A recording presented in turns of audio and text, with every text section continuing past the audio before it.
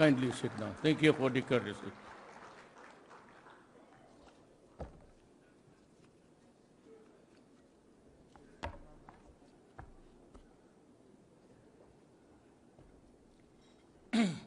Good evening, ladies and gentlemen. I would talk randomly. I want a discussion with you tonight. I do not intend to deliver a speech. But contemporary times, we have experienced a lot of upheavals, trouble for our country, good or bad. Leaders almost brought down from power, about to be brought down, and also the previous ones by sheer military coup d'etats. I'd like to discuss the environment that we are today. Let me start with onion-skinned and a cliche which says that 1,000 lies being run every day becomes the truth. You know, I am a citizen of this republic, and I never bargained away my constitutional rights as equally as with the others.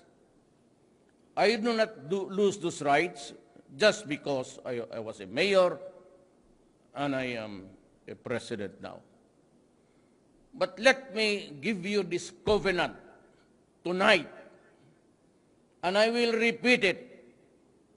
If there is a 200 million in the banks, you will receive my resignation immediately.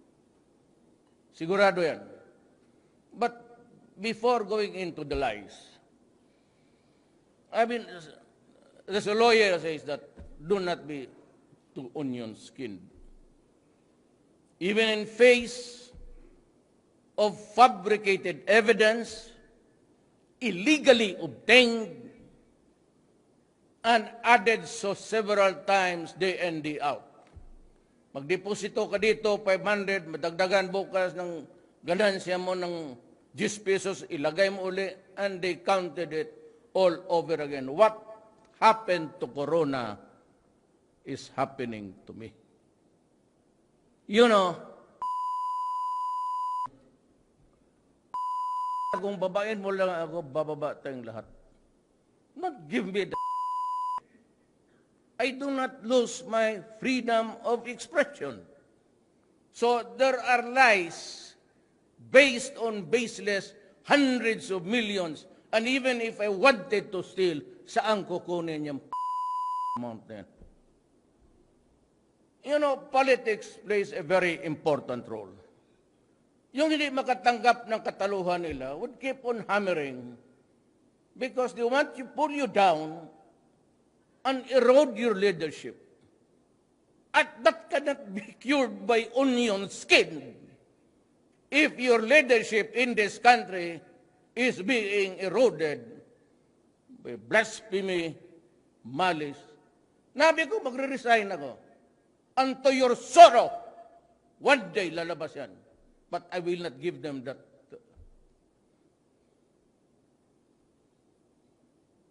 Di ko ibigay the silver platter at hanapin ninyo. At huwag ninyo ako, I cannot answer because I should not be onion skin. Statement is that. Mumurahin mo na, why? Have you forgotten that there is honor? Eh kung sabihin ko ngayon ang asawa mo, yung dalawa hindi mo anak, kasi nangaliwa yan, anong gawin mo? That is an attack against honor. And you just say, do not be onion-skinned. Who are you to tell me in face of fabricated evidence? Sinabi ko na sa before the election, wala ako niyan. At wala ako ngayon. I said to your sorrow, ihampas ko sa mukha mo papel na yan. I'm sure it will be released in due time. Pero ang source niyan, tama. Inad lang nila araw-araw. Nagdidegosyo yung asawa ko, do not, yung sa palengke, sa meat, why, we do not have to, we cannot struggle in this life to make a living? As your all in all, it would not go beyond 40 million, my lifetime saving. A part of that was my hereditary, kayong taga Davao, alam niyo yan, property. Yan, totoo yan. Kaya, ginumura ko kayo kasi wala talaga eh. Hindi umabot ng gano'n. At bakit ako magtitiis na ganitong bahay ko kung mayroon akong pera? At yung ibang eleksyon, yung ibang pera, di nagastos ko sa eleksyon. And in face of accusation, the ombudsman, you say now that you have evidence of Mr. Duterte donatory, we will proceed with the case. Yet, sabi ng AMLAC, they have not issued any resolution to release the statement of my bank account. Tapos sabihin mo sa akin na do not be onion-skinned in face of the fabrication and the illegally obtained onion skin yan. How about my right again to freedom of expression? Sana, ikaw, ganunin ko.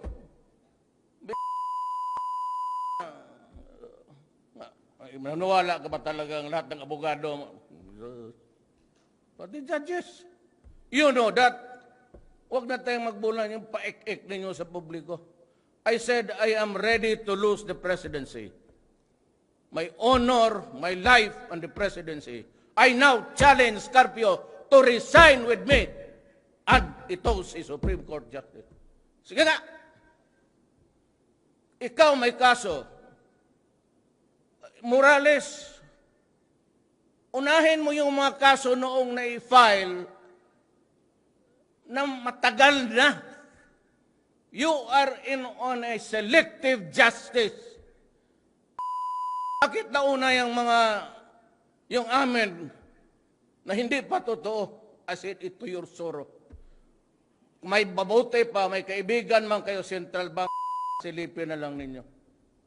Kasi sabi ko talaga, isampal ko yan sa mukha ninyo, tingnan mo. Kami taga-probinsya lang, hindi kami, pero hindi ako pitsugi na pagkatao, let's check kayo. Ba't kailan ba may pamilya?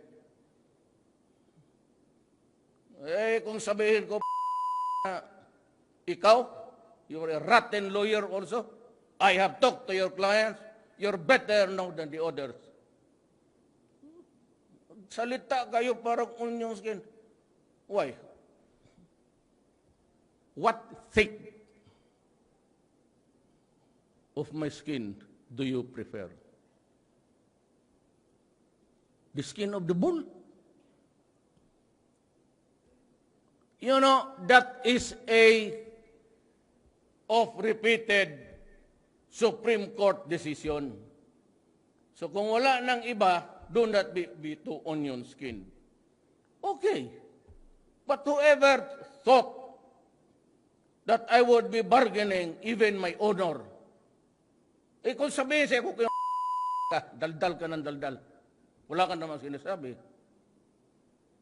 Anong grado mo, sir? Ano kung magsalita kayo na, hoy, hindi ako mamatay pag hindi ako presidente. I said, I'm challenging dito. Kami man nagpapagulo. Nagpapagamit yung dalawa eh. O, di mag-resign tayo. I challenge the two. We will go to Congress in a simple ceremony. We sign the letter of resignation. Sige nga. Then let us open all the books. Pati inyo. Bakit ka magsalita na ito rangdang na ito, tingnan mo. Using falsified, going public, knowing that the AMLAC Council has not given its authority to release. At ang sabi pa doon, can I have it? Yung, meron mo yung ano?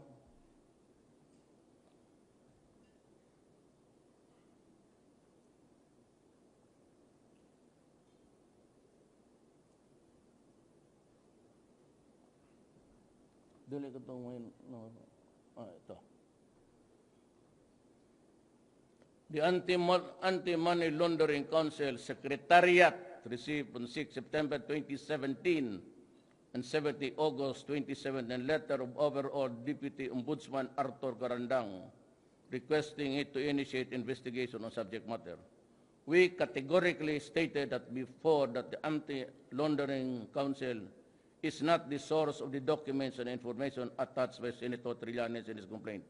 Regarding the alleged bank accounts of the President, it has neither provided the Office of the Ombudsman with any report as a consequence of any investigation of such account on any purpose. We have yet to evaluate the request and the intention of an investigation as well as the release of any report on the subject will depend on such evaluation.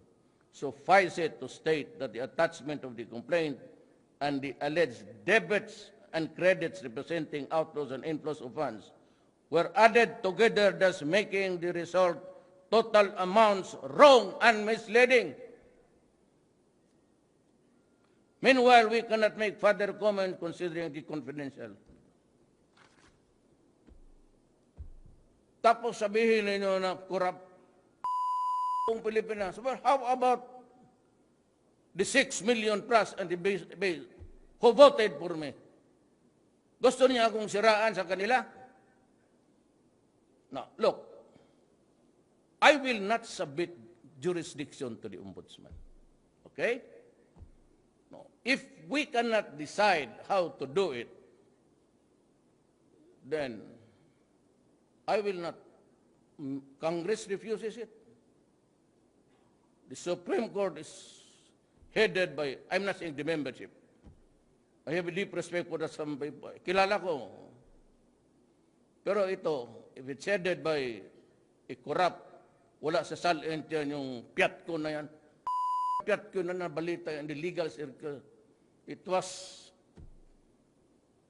who will decide? The armed forces and the police will decide it for us. Para hindi gulo-gulo itong bayan. Alam ng armed forces at police na corrupt ito si Sir. Alam ng armed forces kasi yung mga police na dinmanda nila doon, ako ang nagabigay ng pera. Hinihingi ko yan sa mga kaibigan ko, tulungan ninyo ito kasi hinihingi yan ng mga ombudsman investigator. Mag-inventaryo kami, and I'll tell the armed forces, make an inventory of how many policemen and soldiers had to pay the investigators na para lang makalusot. Ngayon, hindi ako magsabit ng jurisdiction because it's a lousy thing. Imagine this, Karangdang. Magdasal ka lang, Karangdang. I'm not threatening you. Pagka nagkalitsi-litsi ang Pilipinas, unahin kita. Because now, sabihin ko na there's a stalemate. I will not, for the life of me. Kayo mga taga-armed forces, ilan sa inyo nagbayad ng mga kaso? Yung finance officer nyo dinimanda, tapos binalikan niya yung mga ombudsman, dismiss sa Quezon City. Baligayahan kayo niyan? Lahat ng pulis halos, bayad yan. Liable or not liable.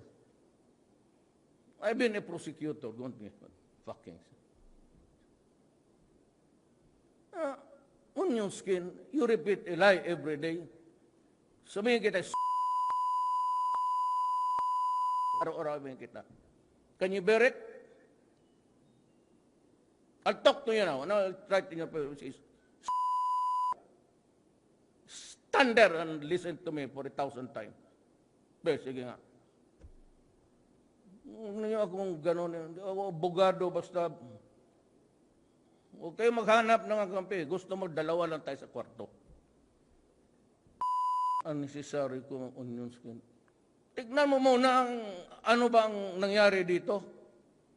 Sabi ng money laundering, ba't may nagkuha doon sa loob, binigay ka Trillanes, binigay kay karandang ka. You are holding a fabricated, to your sorrow, you will realize it. Kung may kaibigan ka sa loob, pumunta ka na sa Bangko Sentral, tignan mo na para safety ka. You make I will allow it. Maswerte ka na kung may 40 million. Sabi ko, kayong taga Davao, talaga bang ganun na kami kahirap? Sabi ko nga, trace it from IBAA, Insular Bank of Asia and America, kasi it was about that time that we had, because nakakaso, nag-away-away kaming magkapatid, we had a extrajudicial settlement. Tignan mo yung first million doon. Ito, sabihin ko sa inyo, kasi may mga asawa akong negosyante. Lahat ng sweldo ko pagka, land bank people, give it to them. Lahat ng sweldo ko pagka mayor, until now, dumidiretso dyan sa specific account na yan. Kaya sabi ko, hindi mag-abot ng 14 billion. Go ahead and look at the records. Bank to bank yan. Ang sweldo ng taga-gobyerno, land bank. Yan ang tapos reported doon sa ano. Yung sweldo ko, land bank, doon yan papasok rin. Kayong mga abogado, pakisilip lang. Not all the years, minsan nakukunan ko, well, pamilya, minsan paghiwalay ng asawa ko, nagbili ako ng lupa dyan sa, just beside the regional. I was looking for a small house. That small house now, binigay ko na sa cancer patients na mga bata, pediatrics. You check it out. Kayong mga taga-ombudsman. Kayong mga taga-ombudsman, ilang beses na ninyo akong inimbestiga. Nag-file kayo ng kaso, si Elman recommended my prosecution. Sinabi ko na hindi ko ginawa. Umabot ako ng Supreme Court. Gumastos ako. Elman, may pera ka? Sinabi ko sa inyong ombudsman, file kayo ng file ng kaso to only to be dismissed. So what happened to the guy? Pag sinabi ng mayor, mo yan. Ipirma yung auditor pati mo. Pagdating doon ng hingin ng mayor, may hawak ang pera sa mayor, bigay siya. Sinong naiwan? Ang auditor pati treasurer. Makagalaw kayo, treasurer pati auditor mo lang. Ganon kayo ka-distorted. Ayaw paniwalaan ni ombudsman. All that she has to do is to consult all her lawyers. Kakilala niya. Period. Huwag na tayong pumunta. Yung mga ex-justices, hindi tanongin ninyo. Arbiter, kaya sabi ko, ang corruption, di ko madala ng... There has to be something else. Lahat, it's corrupt to the core. I said, I will stop drugs in 3 to 6 months. My template was Davao. Pagdating ko sa Maynila, when I had access to all of the confidential and secret files, came up with this name of 9 generals. Oh, how can I stop it? I did not start to operate after 2 months pa ako. Kasi kapa ako kung sino yung mga pulis na naga-juggle pa ako. Sabi ko kay Bato, wag muna. And yet, you count. Simple lang naman yan. Ilan ang namatay before, about 2 weeks before I became president? And about 1 or 2 months after I assumed the presidency. Huwag tayo magbulahan dito. Puro tayo abogado eh. Don't ourselves into a corner na, you know, you can say that one more thing. Manginsulto ako ng, ay, wala niyo ako kilala. Baka akala ninyo kailan dyan sa mga Maynila ang sikat ay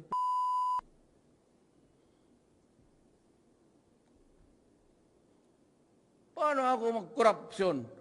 Fiscal ako dito, and at the same time, I was a special prosecutor of the Tanod Bayan before. Wala pa yung ombudsman.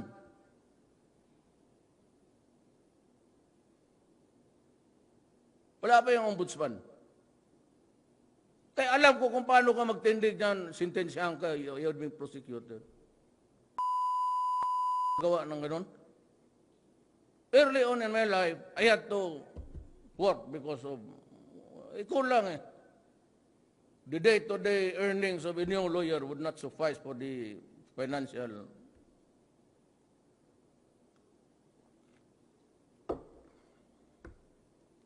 Hindi ko kaya ano. Kasi I want to have a discussion at makilala ninyo ako para magkaintindihan tayo. Ninyong gawin sa akin.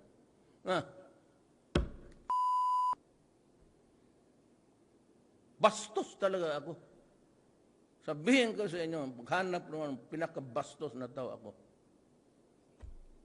Bastos talaga. Presidency. Bakit? Kung presidency ka, bastosin ka lang dyan, magtindi ka just because you're president. I am not a statesman.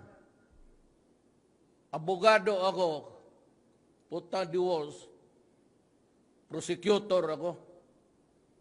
Wala ako niyang diplomatic tokatis. Hindi ako nga, diretso-diretso ako. Kung maligaya ka, kung ayaw mo, di sige, ikaw. Punta, abot ba ako ng presidente na ganito? Bakit? Yan lang tanongin mo, abot kaya yung sa presidency? Bugok yan? And, isa pa, itong mga, you know, in school, we were taught to apply the law equally. Enforce the law against all who are responsible therefore. That's a very basic and blessed thing.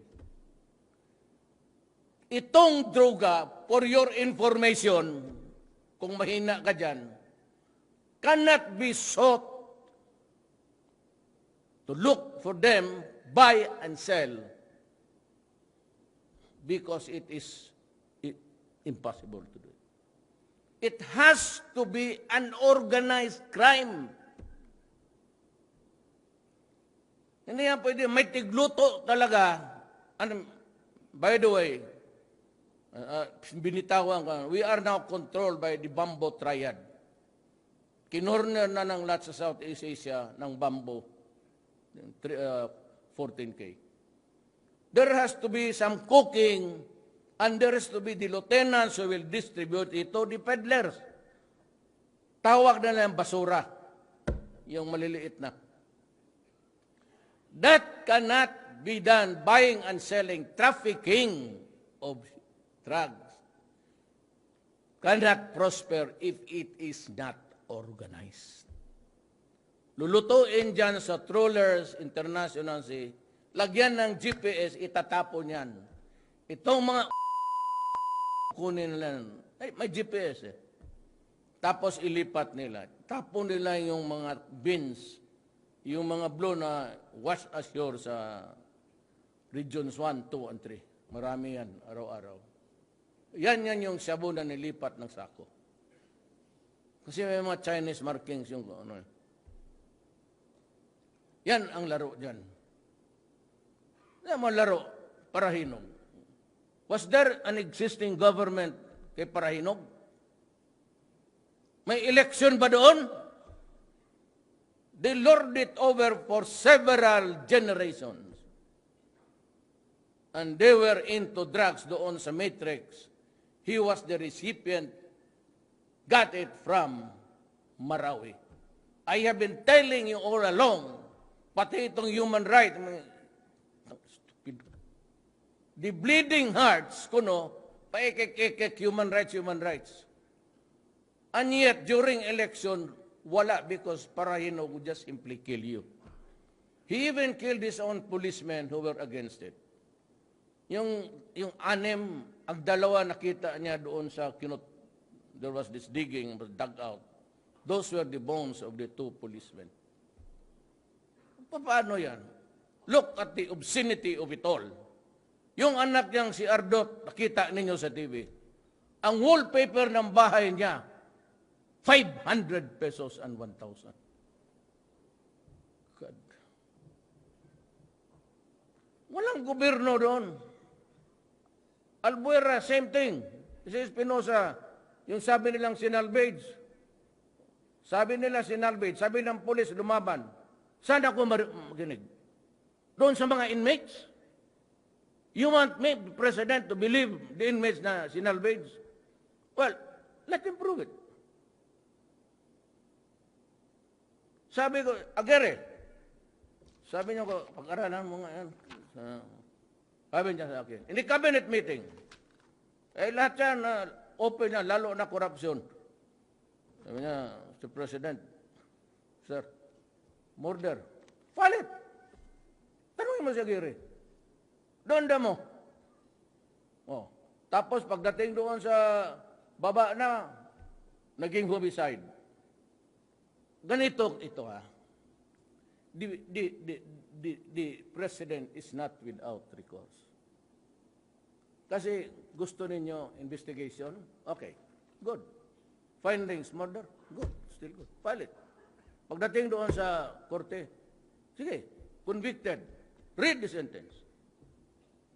But if I believe sincerely that it was misappropriated, because sabi ko, I will support the police.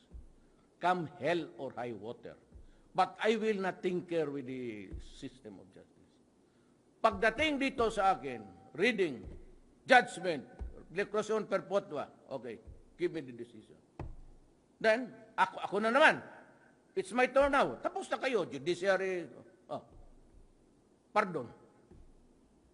Masabi na, so what? If the Constitution says that the President can pardon, so what's the objection there? Hindi nga nagsabi na he could not pardon even himself. Di pati ako, isali ko na sarili ko. Kaya, baka sabihin na gano'n lang, na magkagulo. I will not submit of the jurisdiction. Waving fabricated evidence in front, lying to his teeth in front of the nation. Tapos you want me to submit to the jurisdiction of the ombudsman. And who will now investigate?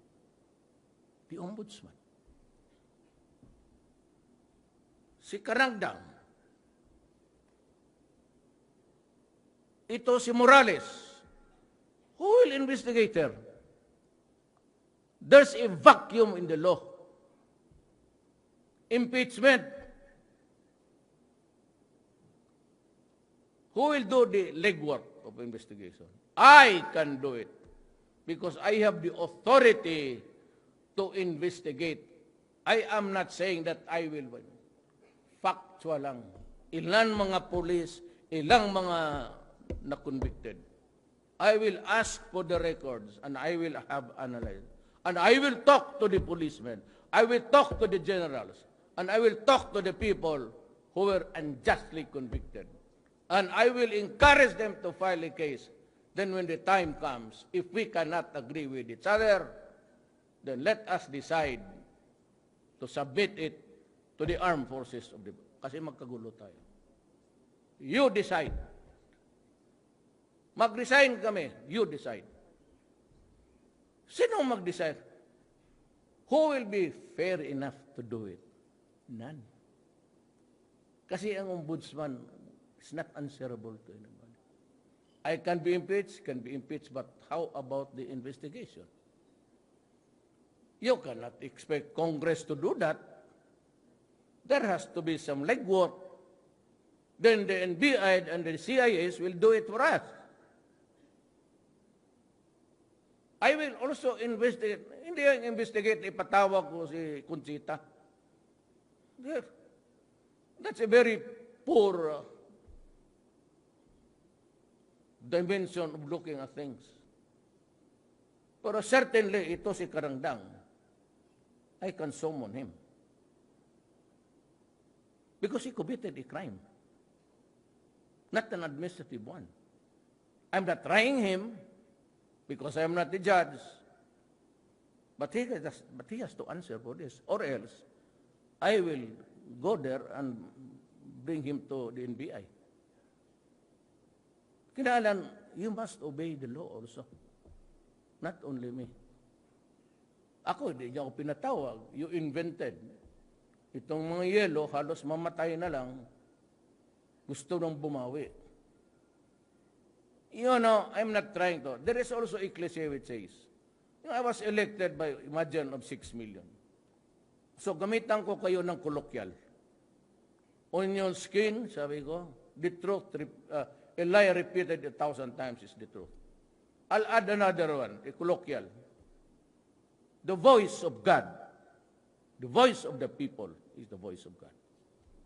You want to rule this country? Fine. Get elected.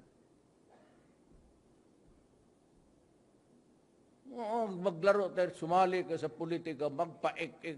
Anong onion skin? Putain ba? Paano yung mga anak ko? Onion skin. So sabihin ko sa kana, you adopt the hide of a bull or a carabao or rhinoceros. Onion skin lahat ka, including my grandchildren.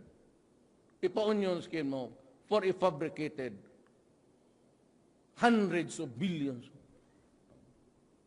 It's to your sorrow. And I hope to meet you one day. Kung hindi pakain ko yung papel sa inyo, sabi, don't fuck with me. Hindi ako papayag na ganun yung mga pamilya ko. I will die. I am old. I'm 72. I have been going around. Baski gabi, nag-take off ako ng aeroplano, even in Marawi. Dahil sa itong mga gwardya, sir, malapit tayo sa kamatayan. O di, mamatay tayo. Swerte-swerte naman ang buhay. Why? Why should you? But bakit Duterte's always talking life and death? Well, because people are worried about how I behave. Naglalanding ako ng gabi, tumitake up ako ng gabi sa helicopter. Diyan sa Kanyugan.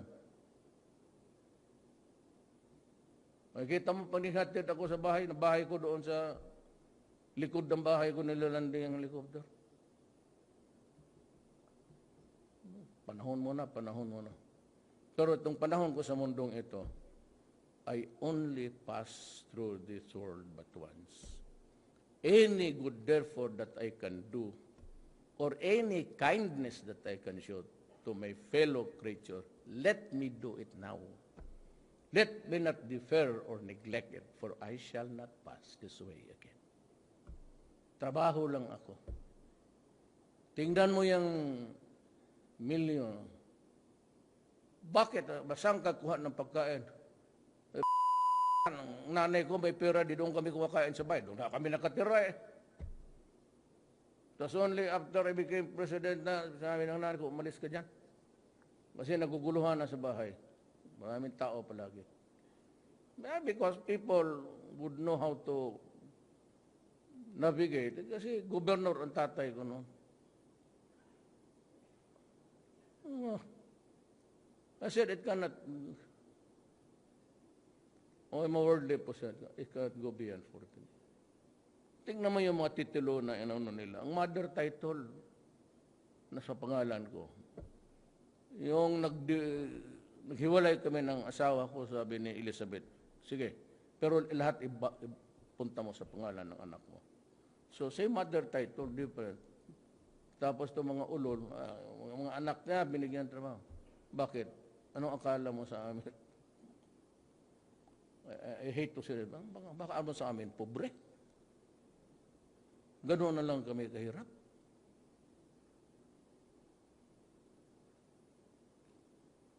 I'll tell you the secret. Yung ice plant. Nobody could operate an ice plant before. You have to get a congressional franchise. If you have to get a congressional franchise, it's not your fault. It's the law. So, kung walang ibang franchise dyan, ikaw yung source of all the ice ginagamit sa Davao. From sa ice cold beer to lahat.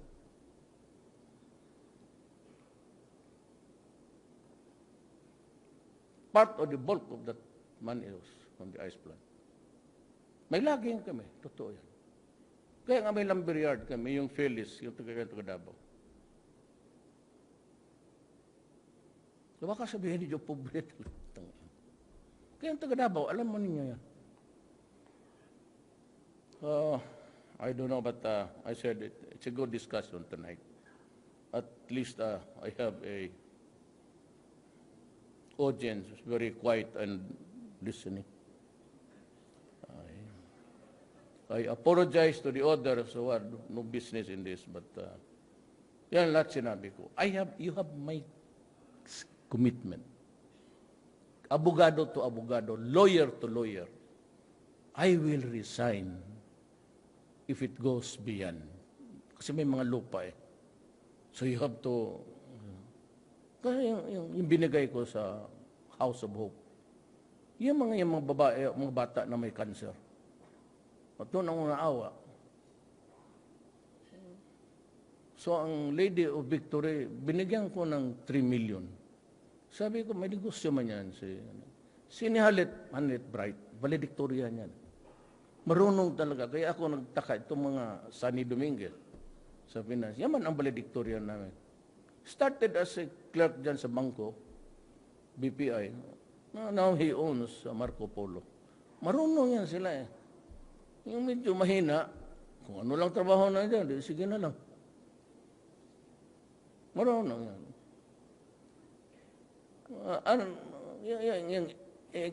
Yung pera niya, mag-in, pagkabukas, i-add mo lahat.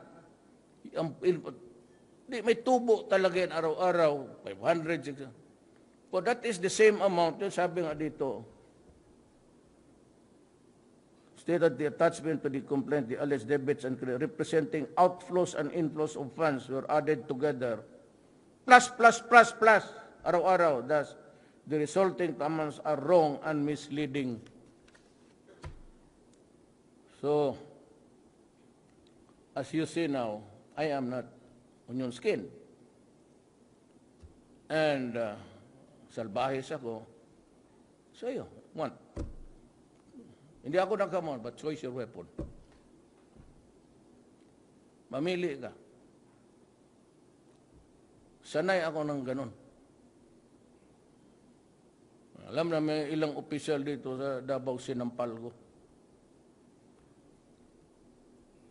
Pati polis. Ilan ditong polis na binugbog ko. Patapang-tapangan na wala sa lugar. Pati military. Kita ang ano na yun? Yung regional director ng police. Binayakboy ko ng tot kalitsi ka, pangit mo. Sabi niya, Duterte na yan, kaya ko yan. Si Lacson nga, gikwilyuhan ko. O di si Lacson, dito ka magkwilyo sa akin. Pasabugin ko yung...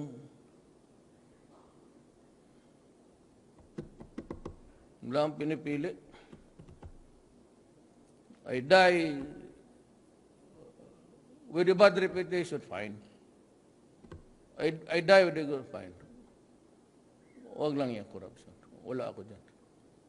I could not have survived 22 years kung kayong taga Davao, alam ninyo magnanakaw ako. In my office, Presidente, walang papel na negosyo.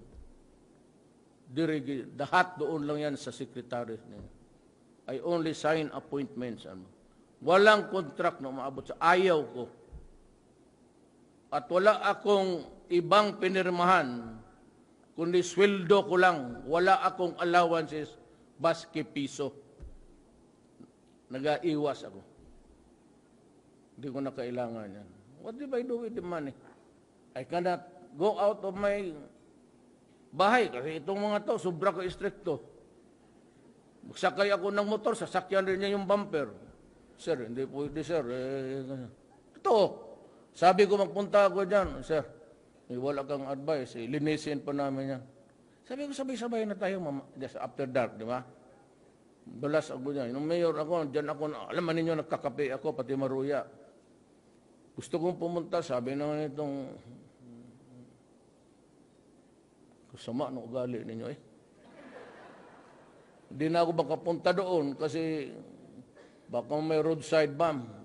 So, kaya nga may constitution yan dyan, no? Ano pala ginagawa ni Robredo? Naghahintay mo lang yan. So, I'm sorry to... I don't know if it's pleasant or unpleasant evening. But if you want to talk to me, I'm ready to... Basta sabi ko, yan ang pangako, lawyer to lawyer and in obedience to my oath of office, I will resign. Maghanap ko yan. O, dyan sa land bank. Kung may abogado dito, taga land bank, pakitingin nga yung sweldo ko. Hindi yan lumalabas sa opisina ninyo. Pagdating yung sa sweldo namin, kayo lang rin ang nakikinabang. May kinukuha ako dyan minsan, nagbili ako ng bahay kasi nagwalay nga kami. So sabi ko kay Said ko, maghanap tayo ng bahay na maliit lang. Kasi total ang, yung sabi ko, look for a 3-2-room affair. Kasi total, dalawa lang naman yung kabit ko, pati isang asawa ko. Dito ako sa gitna. So maliit masyado yan. But finally, kasi yung mga hindi taga rito, they would need, they are yung sinusukatan na ng prosthesis ang gano'n.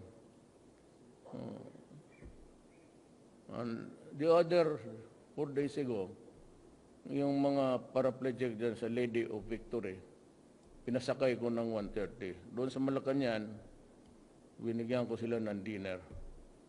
Puro baldado na ko, but I cried when they sang because yung awa ko sa kanila, malas naman ang buhay talaga. Bakit ganito? Minsan, you begin to question God. If God is perfect, why are there so many imperfect things in life? Diba sa Ateneo, first year, second year kami, yung lahat, yung 3 generations above 3 generations. Father Mark Falbe, tignan mo yung, he was the priest who was sued for being a pedophile. Tignan mo yung last entry niya, assignment. Kunin mo, Mark Falbe, internet. Inabot kami noon dito. Well, we were praying our confession. Oh, come. Tell me about your sins. Minamasturbate kami. So, what are my sins? Whether I'm getting hot, is it a sin? I'm about to explode.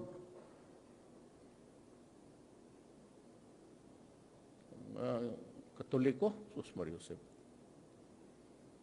Catechism. Naku. God created paradise. And He created man